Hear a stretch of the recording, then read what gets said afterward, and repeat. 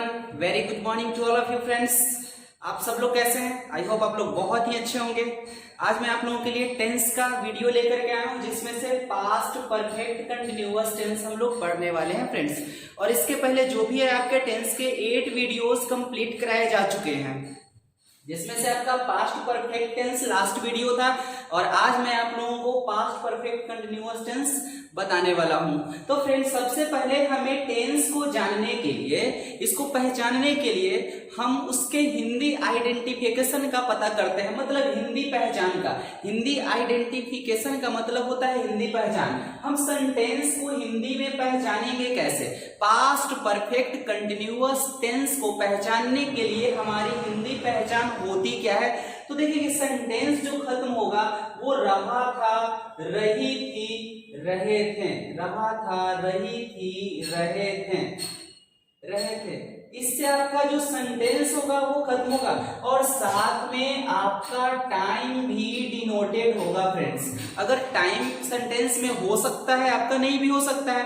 अगर हिंदी में आपका टाइम दिया रहे तो हम सेंटेंस को पहचान लेंगे, या वैसे सेंटेंस से हमें पता चल जाएगा।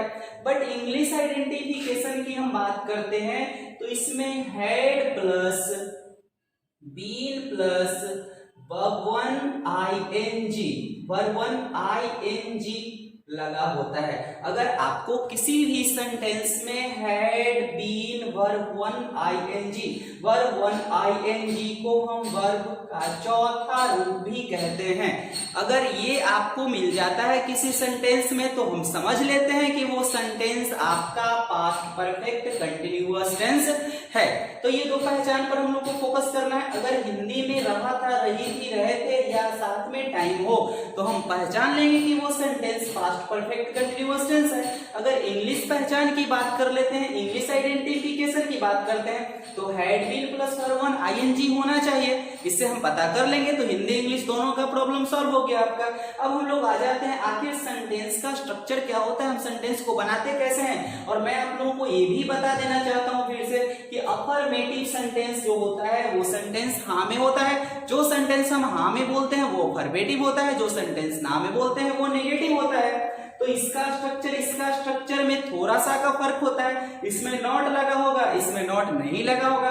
तो आखिर सेंटेंस होगा क्या हमारा? तो इसी पर पूरा बेस्ड होगा फ्रेंड्स। यहाँ पर आपका शुरू में आ जाएगा सब्जेक्ट और फिर ये आ जाएगा had plus been plus B1 ING और प्लस में ऑब्जेक्ट, मतलब शुरू में सब्जेक्ट और लास्ट में ऑब्जेक्ट। अगर हमारे पास टाइम रहेगा तो फॉर या सिंस को जोड़कर टाइम को लगा देते हैं, टाइम को लगा देते हैं। सेंटेंस में टाइम आएगा तो सिंस या फॉर को हम लोग लगा देंगे और फॉर हम लोग कहाँ लगाते हैं? तो पीरियड ऑफ टाइम के साथ फॉर का इस्तेमाल करते हैं और पॉइंट ऑफ टाइम के साथ सिंस का प्रयोग करते हैं। और ये समझने के लिए आपको प्रेजेंट परफेक्ट कंटिन्यूअस टेंस वाली वीडियो देखनी पड़ेगी। अगर आप उसको देख लेते हैं तो ये आपको आसानी से समझ में आ जाएगा कि पॉइंट ऑफ टाइम क्या होता है और पीरियड ऑफ टाइम क्या होता है, क्योंकि उसमें मैंने आप लोगों को एक्सप्लेन कर रखा है कि इन दोनों में फर्क क्या है।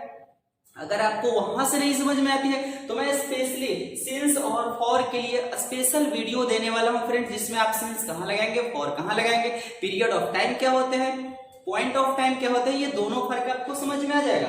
तो यहाँ पर आप देख रहे हैं कि हमारा जो अफर्मेटिव सेंटेंस है इसमें had been verb one ING object है। ये देखिए कि यहाँ पर had been verb one ING, देखिए कि सेंटेंस में ये हमारा है। तो इसी से पता चल जाएगा कि हाँ जो सेंटेंस है वो पास्ट परफेक्ट कंटिन्यूअस टेंस का है। अब हम लोग बात कर लेते हैं कि निगेटिव सेंटेंस। तो निगेटिव सेंटेंस में थोड़ा चेंज होता है, वो उसमें बस नॉट लग जाएगा और हैड के बाद नॉट आ जाएगा। तो subject plus had plus not plus been. देख रहे हैं हम लोग नॉट कहां लगाए, हेड के बाद लगाए, been plus B1 ING plus object plus अब फिर से फॉर सिंस टाइम या फॉर सिंस प्लस टाइम। आपका सिंस या फॉर में से कोई एक ही लगता है तो पॉइंट ऑफ टाइम के साथ हम लोग सिंस का प्रयोग करते हैं और पीरियड ऑफ टाइम के साथ हम लोग फॉर का इस्तेमाल करते हैं। अब हम लोग आ जाते हैं सिंपल इंट्रोगेटिव सेंटेंस। मैंने शॉर्ट फॉर्म लिखा है SIMPL, सिंपल होगा यहाँ पर। और ये दोनों देखेंगे, इसमें सिंपल इंट्रोगेटिव सेंटेंस है और simple interrogative negative sentence. Negative आएगा तो नॉट लगा देंगे, नेगेटिव नहीं आएगा तो नॉट नहीं होगा। यहां देखते हैं तो सिंपल इंट्रोगेटिव सेंटेंस को हम लोग पहचानेंगे कैसे, तो सेंटेंस के शुरुआत में क्या लगा होता है। अगर हम लोग सेंटेंस बोलते हैं जैसे क्या तुम खाते हो, सेंटेंस में क्या तुम पढ़ते हो, क्या वह जा रही है, क्या वह खा रही है, क्या वह सो रही है, क्या वह आ रहा है, क्या वह जा रहा है, इस तरह के जो सेंटेंस है वो सिंपल इंट्रोगेटिव सेंटेंस है। अगर उसमें नहीं लगा देते हैं तो वो simple interrogative negative sentence 4 number का बन जाता है। जैसे क्या वह नहीं आ रहा है, क्या तुम नहीं जा रहे हो, क्या हम लोग इंग्लिश नहीं पढ़ रहे हैं, क्या वे लोग नहीं खेल रहे हैं, तो ये सिंपल इंट्रोगेटिव निगेटिव सेंटेंस हो जाता है फ्रेंड्स। तो दोनों में ही फर्क है, इसमें आएगा क्या तुम खाते हो और इसमें हो जाएगा क्या तुम नहीं खाते हो। यही दोनों पहचान है कि आगे में क्या लगा रहता है। देखिए मैं जो एग्जांपल ले रहा हूँ वो इस टेंस का एग्जांपल नहीं ले रहा हूँ, इसलिए आप कंफ्यूज मत हो जाइएगा, ध्यान रहे आप लोगों का। तो यहाँ पर अब हम लोग आ जाते हैं सिंपल इंट्रोगेटिव सेंटेंस, और उसका जो इंग्लिश जो बनता है, जो इंग्लिश स्ट्रक्चर बनता है, उसमें हेल्पिंग वर्ब आगे आ जाता है। तो हेल्पिंग वर्ब आगे लाने के लिए हम लोग देख लेते हैं, हेड को आगे कर देंगे, हेड को आगे कर देंगे, ये हेड आगे आ जाएगा, बाकी सेम आपको नोट कर देना। हेड को आगे हम जैसे ही इसको लाएंगे तो सब्जेक्ट आ जाएगा had plus subject plus be. अब यहाँ पर फ्रेंड्स हेड को हमने आगे कर दिया इसलिए डायरेक्ट बीन को लिखा है plus B1ing plus object plus for या सिंस। अगर सेंटेंस में टाइम होगा तो डालेंगे, अदरवाइज नहीं डालेंगे। क्लियर है। अब इसमें हम लोग क्या करेंगे, इसमें सिर्फ नॉट लगा देना, यहां से हेड निकालेंगे, देखेंगे इससे ये बन गया हमारा और इससे ये स्ट्रक्चर बन जाएगा। ये हेड को बाहर कर देंगे तो had plus subject plus not है इसमें क्योंकि निगेटिव है, नॉट देखेंगे यहां पर निगेटिव है ऑलरेडी, तो been plus ing plus object plus for और सिंस का प्रयोग करेंगे प्लस टाइम। आगे हम लोग देख लेते हैं डबल इंट्रोगेटिव सेंटेंस को देखते हैं फ्रेंड्स। डबल इंट्रोगेटिव सेंटेंस हम लोग किसको कहते हैं, जिसमें क्वेश्चंस वर्ड या WH वर्ड आ जाते हैं। अब क्वेश्चंस वर्ड क्या होता है, WH वर्ड क्या होता है, मैं बार बार रिपीट कर रहा हूं, जिस वर्ड की मदद से हम सवाल कर सकते हैं, क्वेश्चन उठा सकते हैं, किसी से क्वेश्चन पूछ सकते हैं, वैसे वर्ड्स को हम क्वेश्चंस वर्ड या WH वर्ड कहते हैं। यहाँ पर डबल इंट्रोगेटिव सेंटेंस में क्वेश्चंस वर्ड का मदद लिया जाता है। अब देखेंगे यहाँ पर कि क्वेश्चंस वर्ड जैसे डबल इंट्रोगेटिव सेंटेंस है तो कैसे आएंगे, जैसे कि क्या तुम खाते हो, ये सिंपल इंट्रोगेटिव है, लेकिन अगर मैं पूछता हूं तुम क्या खाते हो, तुम कैसे खाते हो, तुम कहां रहते हो, तुम कब जाते हो, तुम कब आते हो, ऐसे सेंटेंस हमारे डबल इंट्रोगेटिव के सेंटेंस कहलाते हैं और उसमें नॉट डाल देंगे तो वो निगेटिव बन जाएगा। जैसे तुम क्यों नहीं आते हो, तो ये डबल इंट्रोगेटिव निगेटिव सेंटेंस हो गया। तो इस टेंस में हमारा रहा था रही थी, जैसे कि तुम 5 दिनों से क्यों नहीं आ रहे थे, ये डबल इंट्रोगेटिव सेंटेंस हो गया। तुम डबल इंट्रोगेटिव निगेटिव सेंटेंस हुआ, तुम 5 दिनों से क्यों आ रहे थे, ये डबल इंट्रोगेटिव सेंटेंस हो गया। तो इसका जो स्ट्रक्चर होगा, सेंटेंस के शुरुआत में क्वेश्चंस वर्ड या WH वर्ड जिसको बोलते हैं, WH क्वेश्चंस वर्ड या WH वर्ड जिसको बोलते हैं, तो इसमें हमारा इससे ये बन जाएगा और इससे ये बन जाएगा, तो इसको उठा के हम यहां रख देंगे। तो had plus subject plus be plus V1ing plus object plus for या सिंस प्लस टाइम। इसमें भी बात कर लेते हैं हम लोग, तो इसको ला करके हम लोग यहां रखेंगे तो had plus subject plus not plus been plus V1ing plus object plus for या सिंस का प्रयोग करेंगे प्लस में टाइम। तो फ्रेंड्स आप लोगों का यहाँ टेंस का जो स्ट्रक्चर है, पास्ट परफेक्ट कंटिन्यूअस टेंस का जो स्ट्रक्चर है वो आप लोगों का बिल्कुल यहाँ पर है। अब हम लोग थोड़ा सा डिफरेंसेस देख लेते हैं इनके बीच में। देखेंगे ये जो दो है अलग कर दीजिए, ये दो जो है अलग कर दीजिए और ये दो को अलग कर देते हैं। देखेंगे कि यहाँ पर जो हेड है यहाँ पर जो हेड है वो हेड आगे में आया हुआ है तो सिंपल इंट्रोगेटिव हो जाएगा, और यहाँ क्वेश्चंस वर्ड जब आगे आ जाएंगे तो डबल इंट्रोगेटिव हो जाएगा। नॉट वाले सेंटेंस में, नॉट नेगेटिव वाले सेंटेंस में नॉट रहेंगे, देखेंगे नेगेटिव वाले सेंटेंस में नॉट रहेंगे हमारा, इसमें देखेंगे नेगेटिव वाले सेंटेंस में नॉट रहेंगे, और सिंपल इंट्रोगेटिव हेड आगे आ गया, हेड आगे आ गया, इसमें क्वेश्चंस वर्ड आगे हैं दोनों में, और फिर हेड लगा हुआ है। देखिए यही डिफरेंस है। अगर इस पोर्शन को पूरा उठा करके यहाँ डाल दिया जाए तो फिट हो जाएगा, इस पोर्शन को पूरा उठा के यहाँ डाल दिया जाए तो फिट हो जाएगा।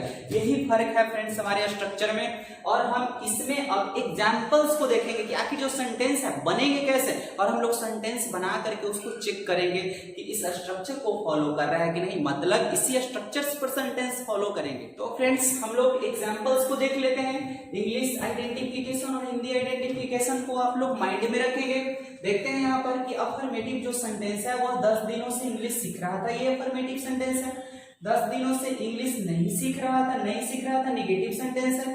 सिंपल इंट्रोगेटिव, क्या वह 10 दिनों से इंग्लिश सीख रहा था, ये सिंपल इंट्रोगेटिव सेंटेंस है, क्योंकि सेंटेंस के स्टार्टिंग में क्या है, यहाँ पर सेंटेंस के स्टार्टिंग में क्या है, सिंपल इंट्रोगेटिव नेगेटिव है। देखेंगे नेगेटिव तो नहीं है यहाँ पर, क्या वह 10 दिनों से इंग्लिश नहीं सीख रहा था।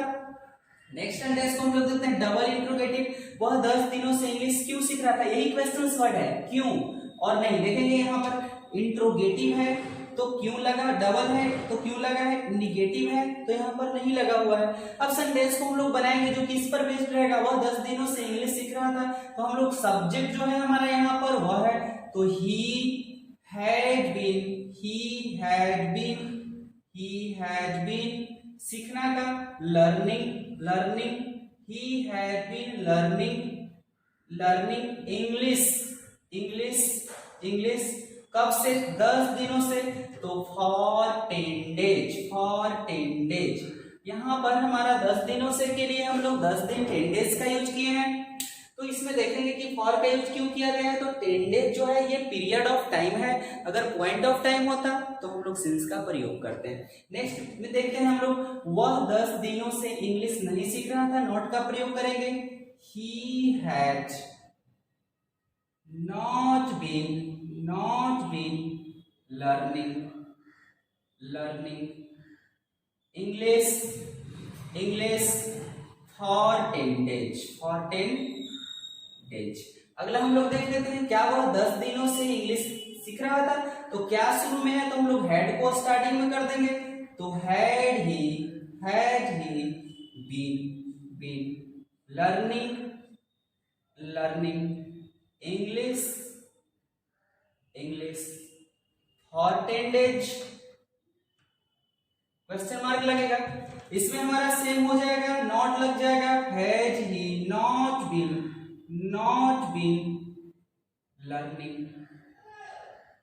Learning English for 10 days.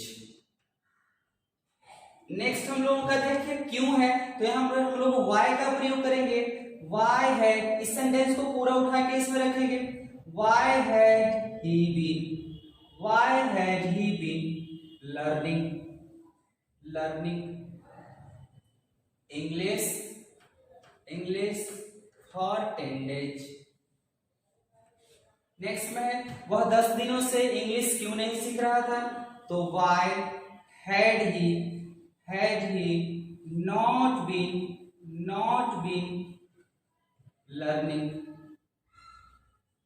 learning English for 10 days।